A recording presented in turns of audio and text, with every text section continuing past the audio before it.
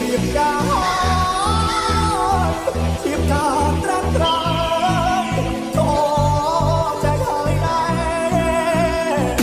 ឯបងឯនេះស្ទើរឈួតលំមើលឡើយមនុស្សដែលខ្ញុំស្នេហ៍បាត់ទេយកទៅរក្សា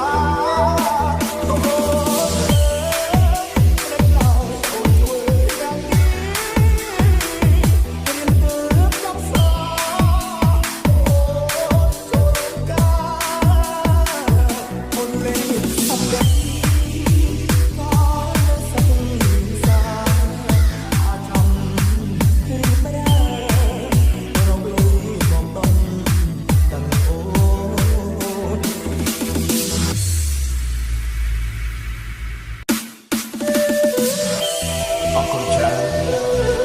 មានថែទាំខ្ញុំរហូតមកแล้วก็ថែតាមខ្ញុំ មិនក៏ខ្លាចជាបាត់នេះ